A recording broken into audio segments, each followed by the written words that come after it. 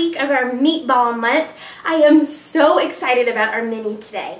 When I was little, every Saturday we had our day of the Subway sandwiches, and every single week I always picked a meatball sub. So I thought, wouldn't it be fun to try and go back to that childhood love of the meatball sub, but with a slight difference. Now, one thing we didn't have a lot of when I was little were sloppy joes. So I thought, let's combine the meatball sub of childhood and the sloppy joe that we never had and create a chicken meatball sloppy joe sub. So that's what we're doing today. So let's get started with the sloppy joe sauce. Back here, I just sweated out a shallot, a couple cloves of garlic, and 1 roasted red pepper in just some plain olive oil. That's all we got in here. To this, we're going to add some tomato paste.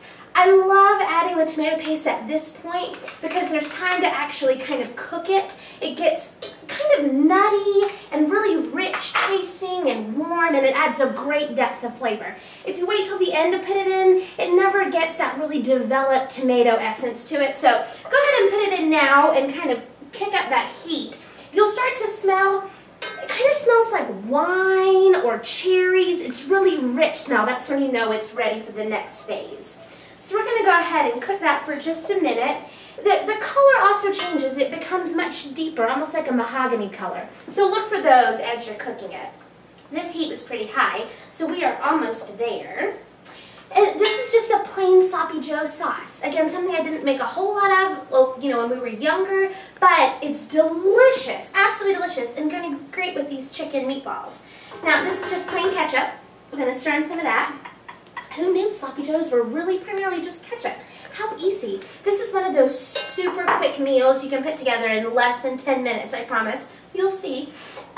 Once we put in the ketchup, here's some mustard. And then the last thing we're going to add is vinegar. This is our local vinegar. It is so good. It's not super strong. It's not like a balsamic or one of these really delicious aged vinegars that we use sometimes. It's just plain. It's really light, but it has that nice bright kick that'll be really helpful. So we're just going to stir that all together, and literally that is sloppy joe sauce. Could that be any simpler? I don't think so. Even my sister can make it, and we all know how she does in the kitchen. So, once this is cooked for just a few minutes, it's kind of thick. That's great. You want it to coat these meatballs, so no problem. And as the meatballs cook a few more minutes in here, it'll thin everything down. So these meatballs that we have here are made with chicken. I know it's January. We are in a new year. Everyone's trying to lose a little bit of those holiday pounds. So I've made chicken meatballs. If you look in your market, they have ground chicken breast and ground chicken. Ground chicken breast is super lean. It's like 99% fat-free. It's great if you're trying to cut calories. It's not very moist. So just keep that in mind if you're using chicken breast. They get dry pretty quickly. This is ground chicken, so this has white meat and dark meat in it. It's a little bit higher in fat, but it does stay more moist. So you just choose. Whatever you like is totally fine.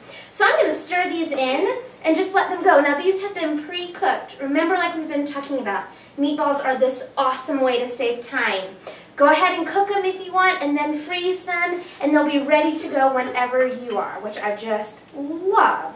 So I'm going to turn this down to low and just let these simmer for a few minutes while we put the rest of this lovely, lovely meal together. We're going to serve this on garlic rolls. I love garlic bread. It's one of my favorites. So let's find a way of mashing these two together. Now, you might have seen this before. These are just little rolls, but what I've done is I've hollowed out some of the bread. Two big perks to that. One, a few less carbs if you're trying to watch your white flour carbs this time of the year. And it makes more space for the delicious filling, which is the best part of the whole meal anyway. So go ahead and hollow out the bread if you want. If you love bread, don't worry about it. This one will just be normal. This is garlic butter. Really easy to make. Parsley, garlic, some salt, and butter. That's it. Mix it all together. If you have a food processor, this is a wonderful one to make in the food processor. If not, I just made this by hand. Super easy. I really like the parsley. I love that green look in here. And it is a nice bright flavor because, you know, sloppy joes, they're fairly rich. So I love the parsley. It gives it a nice kind of brightness, which is great. So I'm going to go ahead and get this one buttered, and then I'm going to pop these in the oven. Now, I don't know about you all, but I burn bread all the time. So I'm going to turn on the timer. Hopefully this time, when the timer goes off, I'll remember and we'll get these out in time. But these shouldn't take but 4 or 5 minutes, no problem. This is at 350. Sometimes, all right, let me set the timer while I'm thinking about it. 4 minutes, that's all we got. Sometimes I like to do it higher on broil, but I really have to focus because you know broil, it's awesome, but it will go from great to burnt in about 2.2 seconds. So those are in. Sloppy Joe meatballs are cooking, our bread is in. The last thing we're gonna make is a butternut squash slaw. This is a great way to try and sneak in some veggies if you have people in your house that don't love vegetables. It kind of looks like cheese, as you can see. This is just raw butternut squash that I've grated on a box grater. And this is going to be the base of our slaw. And now you're thinking raw squash. It's awesome. It's super sweet. It's really bright. It's got a great crunch, so it's going to be perfect in this. But let's make the dressing. What I have here is goat's cheese. Now remember, we get goat's cheese locally here year-round, which is great. Even in these lean months of January and February, we can find dairy, which is awesome. So this is goat's cheese, and this is buttermilk. Now buttermilk is great. I know people get terrified of it because they hear butter and think it's really high fat. It's not. It's naturally low fat, and it's got a thickness and a body that's awesome, especially in dressings. So we're going to add some buttermilk. Oops, it's dripping down the side.